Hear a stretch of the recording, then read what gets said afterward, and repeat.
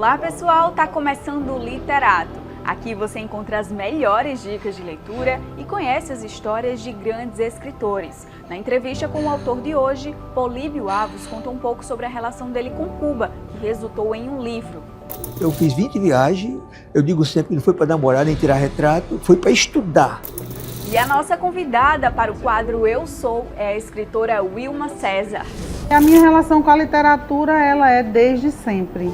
Tem ainda os quadros É Pra Ler, Tá na Lista e Café com Poesia. Fica comigo porque o Literato está começando agora. Começamos com a entrevista com o autor.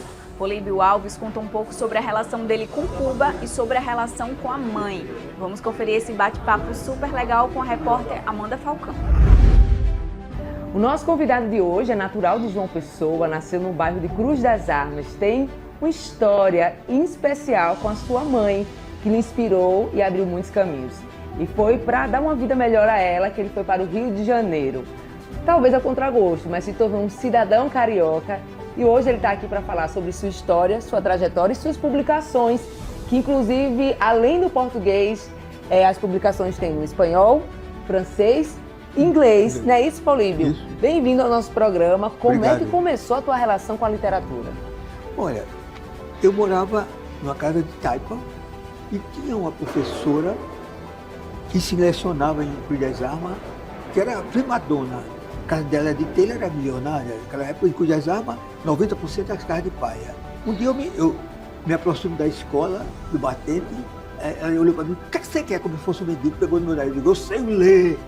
Ela me levou para dentro da escola, eu li o texto, só que minha mãe me alfabetizou. Eu sabia, não só sabia alfabetizar, não, eu sabia história, geografia, e além das histórias de Trancoso, coisas medievais que meu avô contava.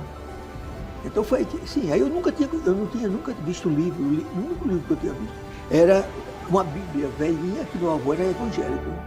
E ele nos obrigava a ver, ler, olhar ou escutar os salmos. Hoje eu agradeço. Salmo é poesia.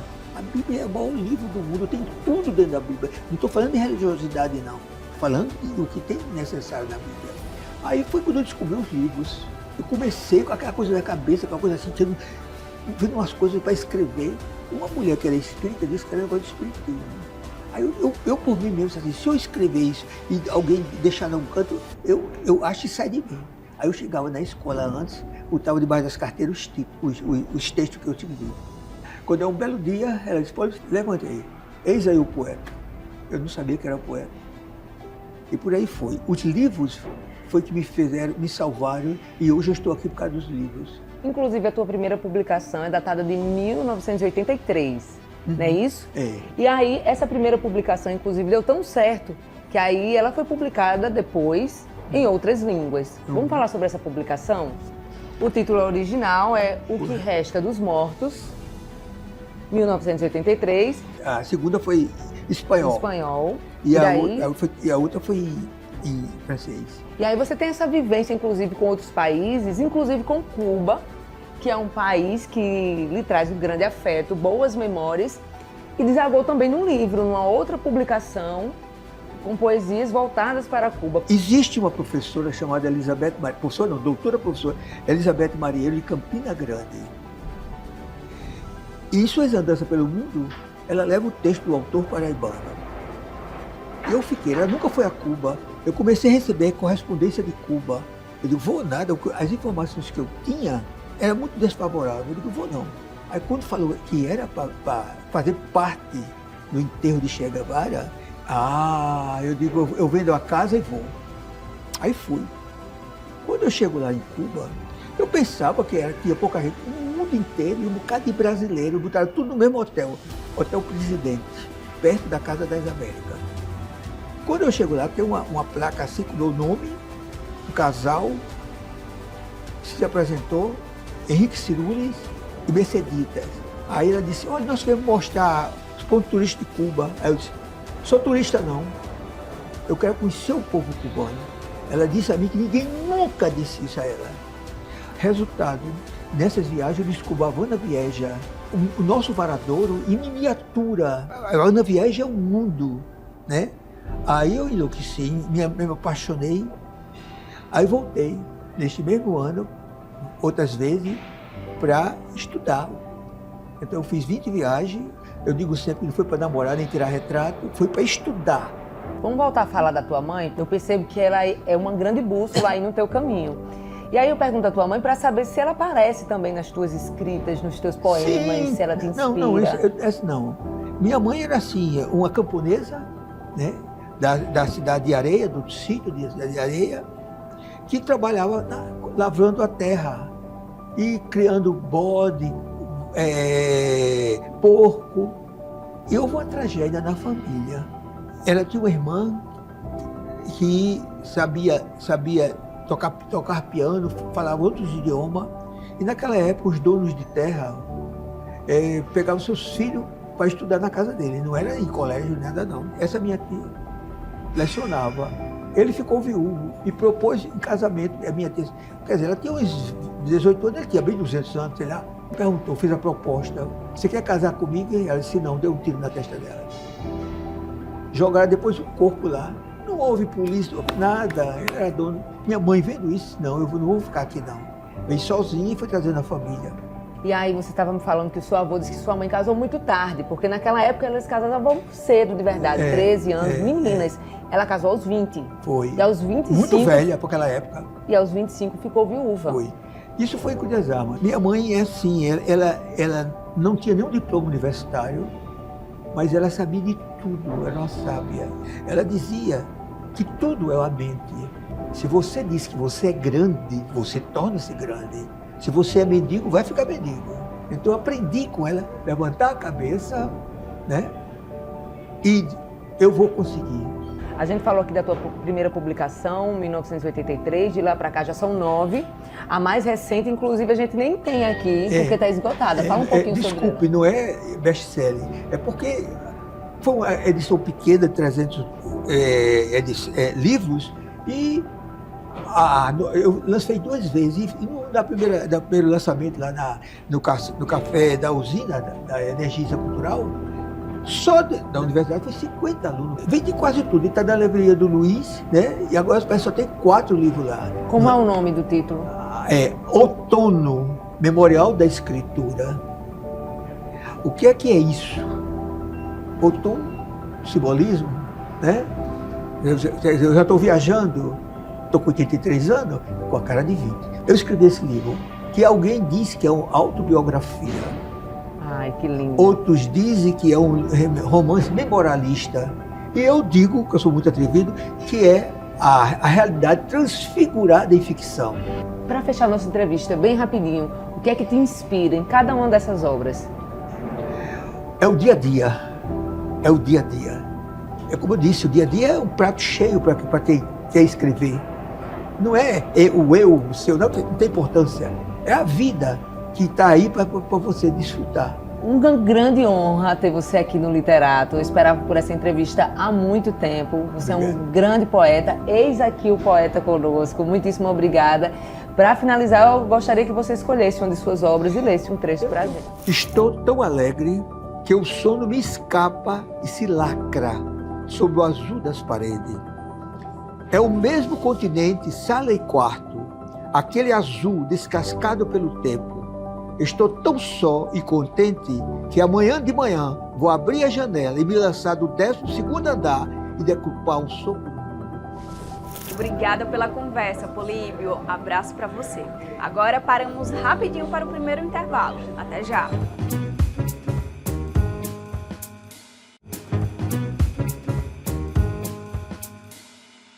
Voltamos direto com o quadro É Pra Ler.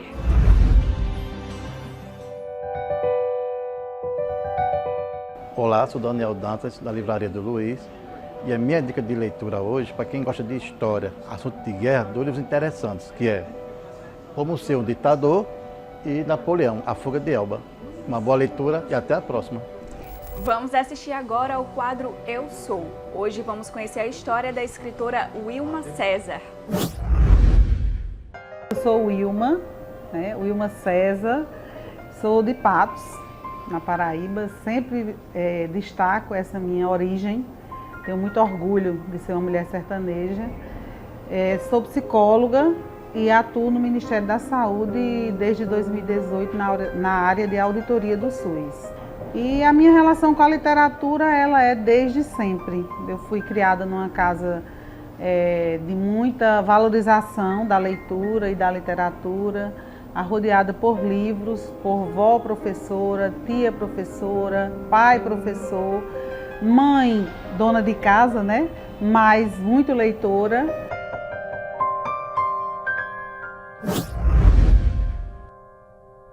A partir de um evento durante a pandemia, né, do Ministério da Saúde, o órgão que eu faço parte, de uma oficina que o Ministério ofereceu de poesia.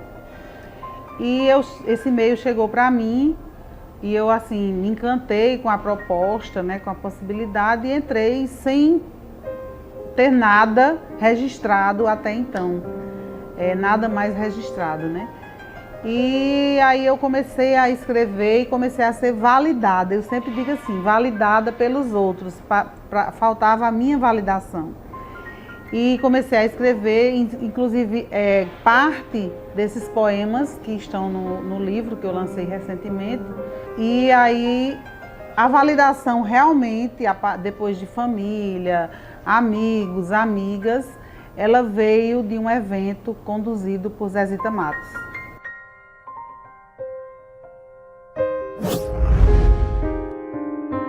Tudo isso, né, faz parte dessa construção de pensamento, de lançar mão de palavras pouco usuais ou muito usuais, palavras que perderam determinados significados e a gente resgata, né? Essa questão de ser uma mulher sertaneja do interior da Paraíba também é muito forte, né? É muito forte essa briga, né, dessa realidade que a gente vive, de discriminação por ser mulher. Tudo isso contribui para aquilo que eu escrevo, mas além disso, ou antes disso, ou não sei, permeado por isso, tem as oficinas que eu participo, né? Os grupos, todas essas experiências, elas contribuem, né, para que eu saia só do que a gente chama de inspiração.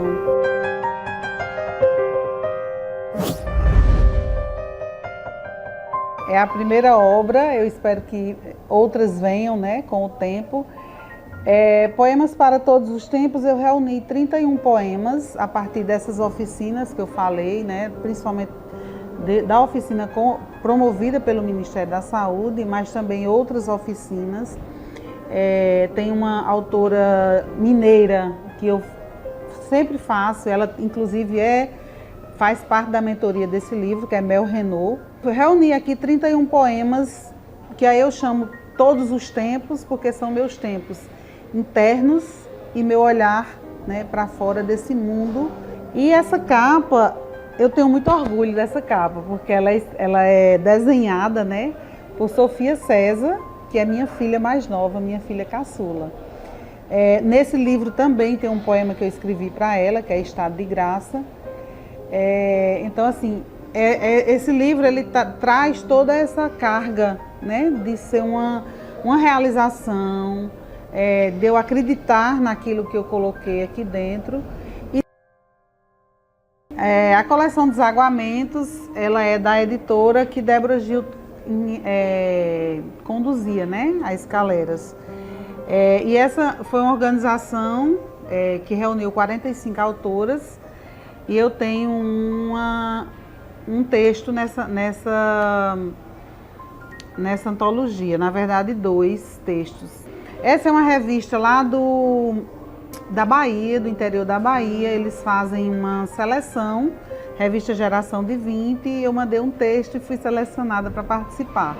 Essa aqui é uma publicação de mulheres e o nome traz muito essa coisa da desobediência, da gente estar lançando a escrita, a palavra da mulher, porque nós nos ressentimos muito do mercado editorial. das oportunidades que nós temos. Essa antologia ela é bem interessante porque ela reúne textos em que a gente traz esse traço de ser desobediente para poder, né, ser notada. Isso aqui também, Poema Mulher, também é uma antologia em que para também promover, né, a escrita feminina. Aqui eu participei de 2 edições do Off Flip, que é uma publicação que eles fazem todo ano de prosa e poesia, paralela à realização da Flip em Paraty. Essa aqui é uma obra que é destacando as mulheres escritoras nesse cenário brasileiro e até internacional.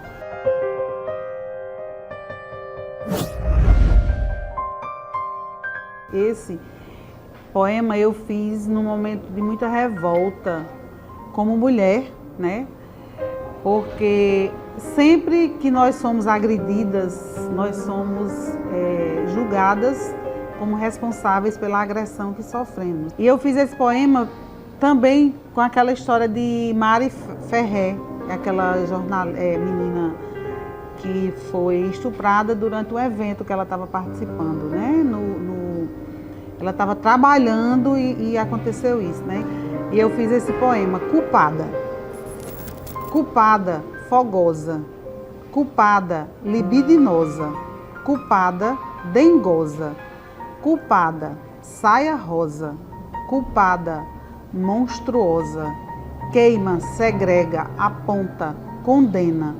Expulsa, escaramuça, esmiuça, futrica. Suspira, menina, fica em casa, esconde a cara, aceita, deleita, deita, deleite, famílias perfeitas, cortinas, enfeites, retrato, o trapo, o sapo, o beijo forçado, o ato roubado, rasgado, a vida marcada, a vítima culpada. Obrigada por compartilhar com a gente um pouco da sua história, Wilma. Beijo grande para você. Agora o Literato faz mais uma pausa. Fica por aí porque hoje ainda tem o quadro Tá na Lista e Café com Poesia.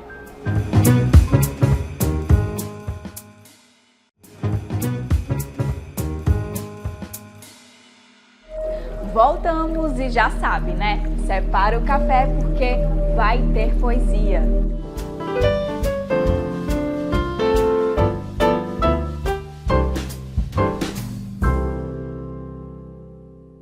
Eu nunca conheci quem tivesse levado porrada. Todos os meus conhecidos são campeões em tudo. E eu, tantas vezes reles, tantas vezes porca, tantas vezes vil, irrespondivelmente parasita. Eu que tantas vezes tenho sido ridícula e absurda. Absurda. Que muitas vezes não tenho tido paciência para tomar banho. Que tenho me enrolado nos tapetes das etiquetas em público. Eu que tantas vezes tenho sido cômica às criadas de hotel. Tenho sentido os olhares dos moços dos fretes. Eu que tenho feito vergonhas financeiras. Tenho pegado emprestado sem ter como pagar. Eu que quando vem um soco me tenho agachada. Longe da possibilidade do soco. Eu verifico que não tenho pá nesse mundo. Como é que eu vou falar com os meus superiores sem titubear? Eu que tenho sofrido enxovalhos e tenho aguentado calada. Eu que tantas vezes queria escutar a voz humana. Onde é que tem gente desse mundo? Quem me dera escutar a voz humana. Eu acho que eu sou muitas coisas. Eu escolhi ser atriz, eu acho que por conta disso também, sabe? Eu percorri outros caminhos antes. E aí fiz jornalismo, fiz engenharia, eu acho que eu sempre fui curiosa. E aí eu queria viver muitas coisas. E eu acho que por isso que eu me encontrei na atuação, sabe? Que eu acho que eu posso ser muitas e explorar os meus diversos lados. A poesia, ela faz a gente se libertar. Ela tira a gente da zona de conforto de um jeito confortável. Eu acho que a gente se encontra na poesia quando a gente entende que que a gente pode jogar com os nossos sentimentos. O ator, ele é um atleta dos sentimentos, né, das emoções. E aí você aprende a jogar com isso no caminho. Eu acho que a poesia, ela veio para fazer isso com todo mundo. Mas aí também é uma missão da gente passar isso para as outras pessoas, que às vezes lê um poema e aí não consegue sintetizar tão profundamente aquela mensagem. E aí, às vezes, ela assiste uma peça, ela vê uma atuação e aí chega nela, sabe? Chega a raiva, chega o sentimento. Eu acho que eu ia mandar um recado para as pessoas serem mais crianças, que eu acho que é para mim mesmo, sabe? Eu acho que a gente leva muito a sério tudo e a gente não pode errar e todos os erros são errados, existe uma perfeição. E eu acho que a perfeição é no não ser perfeito, no ser autêntico, sabe? No que você ter a sua voz. Às vezes o que eu acho que é meu erro não é meu erro, é minha digital. Quando a gente é criança, a gente é mais espontâneo, a gente é mais agente. Coisa linda, né? Agora, última pausa do Literato. Até já!